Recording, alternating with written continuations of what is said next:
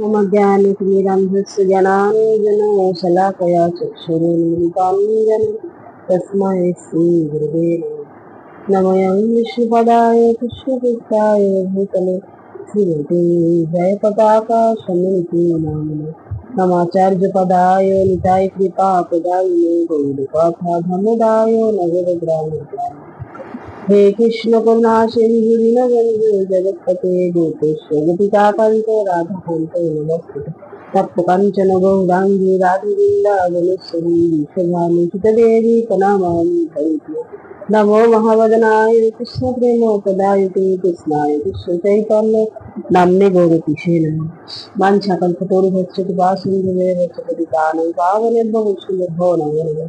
जय श्री कृष्ण चैतन्य प्रभु नित्यानंद श्री अद्वैत गदाधर शिवासादि श्री भक्तवृंद हरे कृष्ण कृष्ण कृष्ण हरे हरे हरे राम राम राम हरे हरे। श्रीमद् भगवद गीता যথাযথ দ্বিতীয় অধ্যায় সাংখ্যযোগ শ্লোক সংখ্যা 58।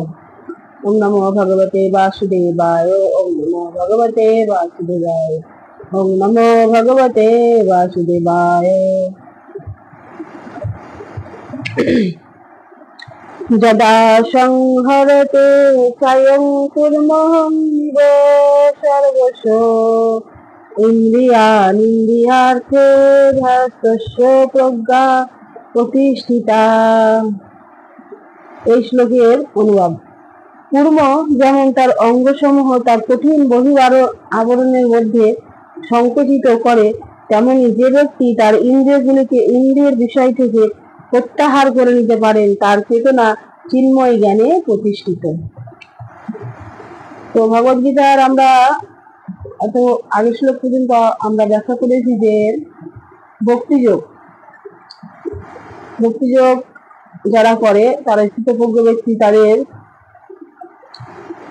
আচরণ কিরকম, তাদের কথা বলার ধরন কিরকম। এখন এই শ্লোকে আমরা আলোচনা করব তারা কিভাবে অবস্থান করে।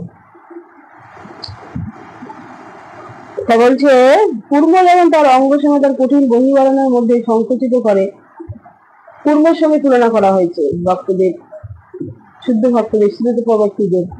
যে কূর্ম এমনি চলাফেরা করে, কিন্তু যখন কোন রকম তাকে ধরার জন্য কেউ প্রয়াস করে তখন সঙ্গে সঙ্গে সে তার ইচ্ছা মতো তার ইন্দ্রিয়গুলোকে, তার হাত পাগুলোকে গুটিয়ে নেয়, ভেতরে ঢুকিয়ে নেয় তার খোলসের ভেতরে। সেই রকম ভক্তরাও তার ইন্দ্রিয়গুলোকে ভগবানের সেবায় ব্যবহার করে। আর যখন একমাত্র ভগবানের সেবার জন্যই তারা তাদের ইন্দ্রিয়গুলোকে ব্যবহার করে, নিজের প্রতিষ্ঠিত হওয়ার জন্য নয় বা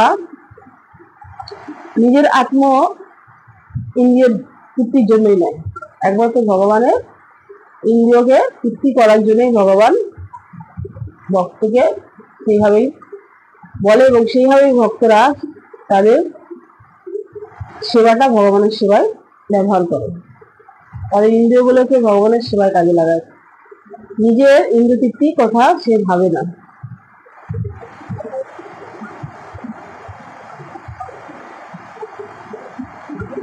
এই বলতে ভগবানের সেবায় কিভাবে সর্বদা ইন্দ্রিয় পূর্ণের দৃষ্টান্ত দিয়ে তা আমরা বোঝানো হয়েছে। পূর্ণের মধ্যে ইন্দ্রিয়গুলিকে নিয়ন্ত্রণ করা দরকার,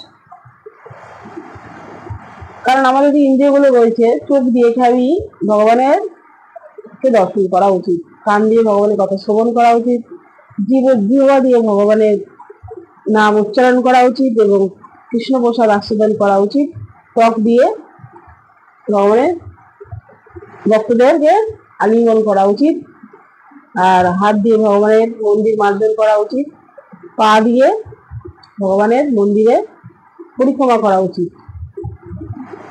তো এইভাবে আমাদের ইন্দ্রিয়গুলোকে ভগবানের সেবায় ব্যবহার করা দরকার। আমরা যেন নিজেদের ইন্দ্রিয়গুলো নিজেদের সেবায় না ব্যবহার করি এবং ভক্তরাও সেইভাবেই তাদের ইন্দ্রিয়গুলিকে ভগবানের সেবায় ব্যবহার করে। এই শ্লোকে এটি ব্যাখ্যা করা হয়। হরে কৃষ্ণ কৃষ্ণ কৃষ্ণ হরে হরে, হরে রাম রাম রাম হরে হরে। জয় কৃষ্ণচন্দ্র ভগবান কি জয়। জয় ভগবদ গীতা যথাযথ কি জয়। জগৎ গুরু শিল প্রভুপাদ কি জয়। প্রকৃত পাবন গুরু মহারাজ কি জয়। নিতাই ঘোষ বরান্ডে হরি বল।